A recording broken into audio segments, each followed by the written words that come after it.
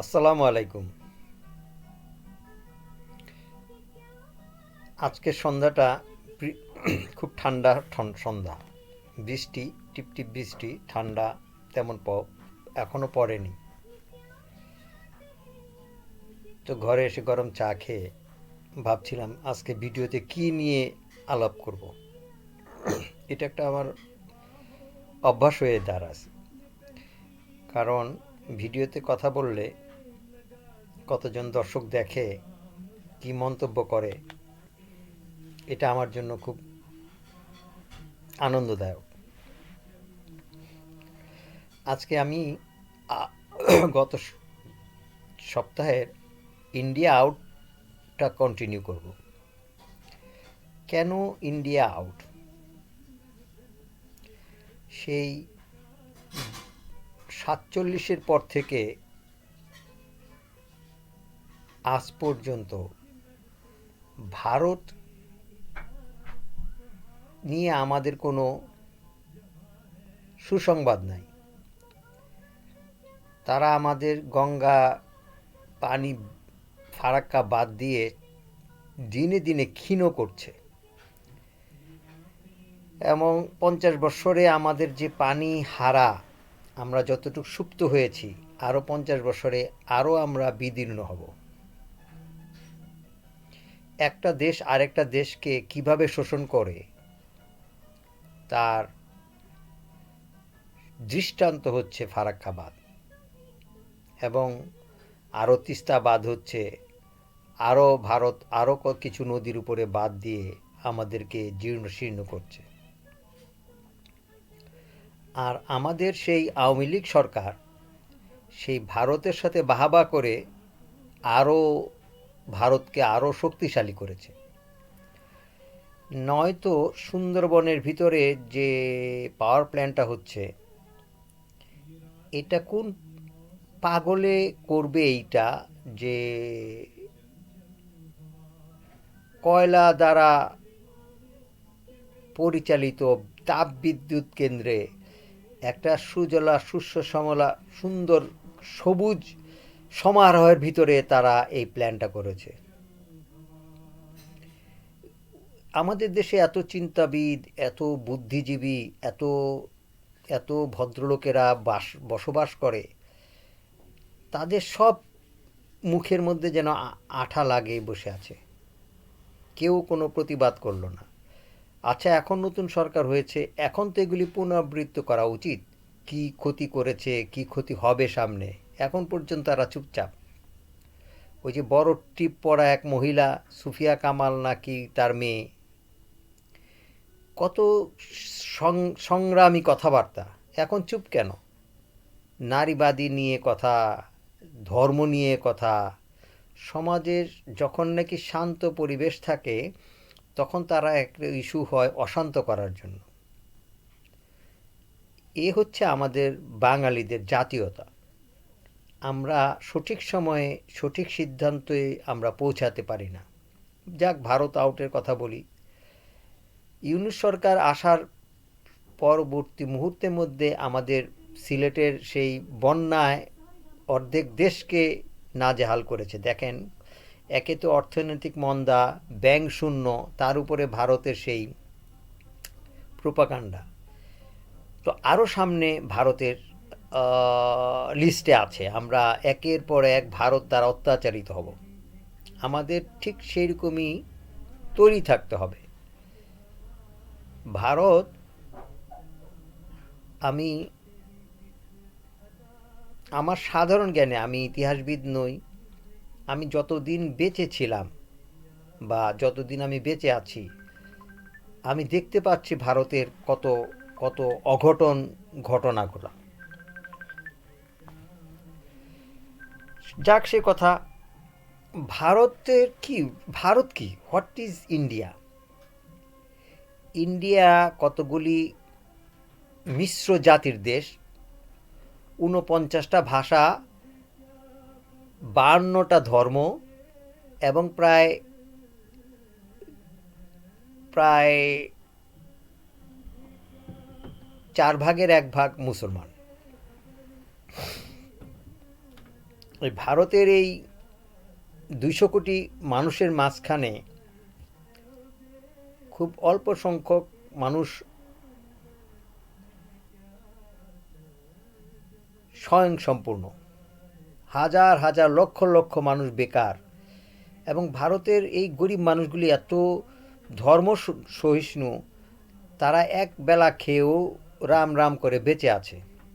কিন্তু ওদের উপরে যে মোদি গভর্নমেন্ট, হিন্দি গভর্নমেন্ট যে ওদের উপরে কত রকম অত্যাচার করেছে তাদের টু শব্দ নাই। পাঞ্জাবের সেই কৃষি বিপ্লবের কথা ধরুন, তারা গত 4 বছর আগে দিল্লি আক্রমণ করলো এবং দিল্লির সমস্ত এলাকাটা তারা ট্রাক্টর নিয়ে, বাস নিয়ে, ট্রাক নিয়ে অতিক্রম করলো। কিন্তু শুধুমাত্র একটা জায়গায় এসে তারা পরাজিত হলো, কারণ তারা দিল্লি রেড ফোর্টে কী করতে আসলো এটা আমাদের মাথায় ঢোকে না। তারা পার্লামেন্ট হাউসের এসে এসে তারা প্রথমেই তারা ওই ভারতের পতাকা সরিয়ে ওরা খালিস্তানের পতাকা উঠালো। এটা ওদের মাঝখান থেকেই রয়েরই একটা কূটনৈতিক চাল, যে তো ভারতকে, পাঞ্জাবের এই এই অগ্রাসনকে সমস্ত ভারতবাসীর উপরে তারা দোষারোপ করলো যে ওরা ভারতকে ভাগ করে খালিস্তান প্রতিষ্ঠিত করতে চায়, এবং সেটাই সম্পূর্ণ ঠিক। এই রকমই বাংলাদেশের উপরে ভারতের অনেক অনেক পরিকল্পনা রয়েছে। তাতে আমাদের যে সুশীল সমাজ, আমাদের যে চিন্তাবিদ, এই সমস্ত বুড়ো লোকদের দ্বারা আমার মনে হয় না এইটা আমরা প্রতিরোধ করতে পারবো, যদি না আমরা যুব সমাজকে সচেতন না করতে পারি। আমাদের যুব সমাজকে ভারত বিদ্বেষী এই জন্যই হতে হবে যে 50 বৎসরে ভারতের দ্বারা আমরা আজ পর্যন্ত কোনো উপকার পাইনি, বরঞ্চ দিনের পর দিন ক্ষতি করেছে ওরা। শেখ হাসিনার গভর্নমেন্ট আপনার সবজি এক্সপোর্ট করার জন্য স্ক্যানিং ডিপার্টমেন্টে ইন্ডিয়া তৈরি করেছিল। ঢাকা বিমানবন্দরে কোনো সবজির স্ক্যানিং ছিল না, এখনও পর্যন্ত আছে কিনা জানি না, কিন্তু সেটা ইন্ডিয়া থেকে স্ক্যানিং হতো। তো এই ধরনের কতগুলা সিস্টেম ওই শেখ হাসিনা প্রায় বলতো যে ভারতকে যা দিয়েছি তা ও চিন্তা করার ব্যাপারে, আর কিছু দেওয়ার দরকার নাই, ভারতকে দিয়ে দিয়েছি সব কিছু। এই মহিলা এখন পর্যন্ত যে বাংলাদেশ নিয়ে কথা বলে এবং তার কথা যে বাঙালিরা নিয়ে নাচে, চিন্তার বিষয়। আজকাল নাকি শুনছি টিউলিপ সিদ্দিকেরই তারও অর্থ প্রচারের মামলা হচ্ছে। শেখ পরিবারের কে আর রইল ভালো ভালো বলার, ভালো চিন্তা করার? একটা মেয়ে, সে বাঙালি সমাজ থেকে বাঙালিদের ভোটে সে ইলেকশন করে এমপি হলো এবং মিনিস্টার হলো, এই পদবীর চেয়ে কি পয়সা টাকা শ্রেষ্ঠ হয়ে গেল? হ্যাঁ, আমি তো মাথায় ধরে না। তো এখন কোত্থেকে কোথায় কি বলি, ভারত বিদ্বেষীর কথাটা আমি এই জন্যই বারবার প্রকাশ করছি যে যতদিন পর্যন্ত ভারতকে শত্রু হিসাবে চিহ্নিত করা না যাবে ততদিন পর্যন্ত আমাদের মুক্তি নাই। আমাদের এখনই দাঁড়াতে হবে ভারতের বিরুদ্ধে, এবং সেটা অর্থনৈতিকভাবে হোক, সাংস্কৃতিকভাবে হোক, রাজনৈতিকভাবে হোক, সব দিকেই আমরা ভারতের থেকে আমাদের সরে আসতে হবে। সবাই বলছে আমরা 3 দিকে ভারত, একদিকে মহাসমুদ্র, আমাদের যাব কোথায়?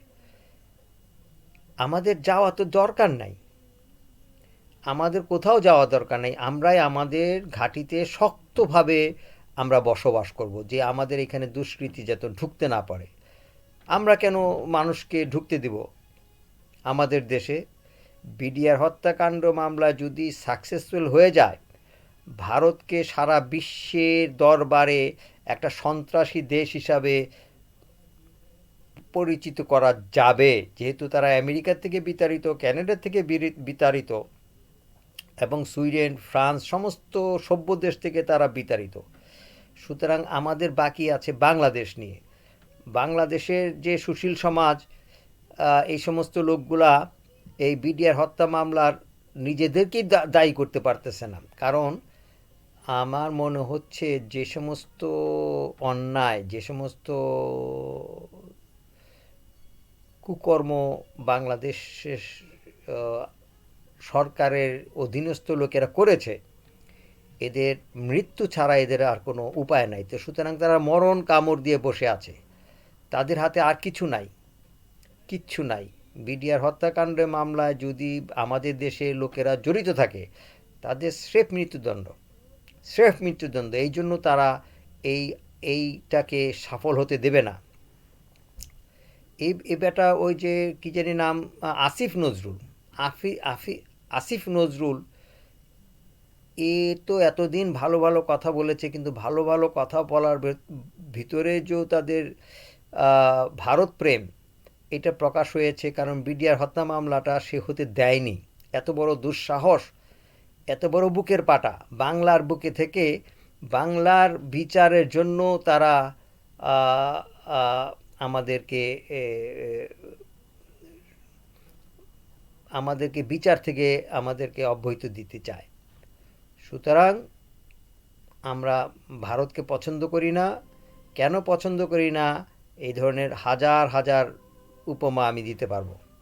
সবাই জানে অবশ্য, কিন্তু প্রকাশ করছে না কেউ। ধন্যবাদ।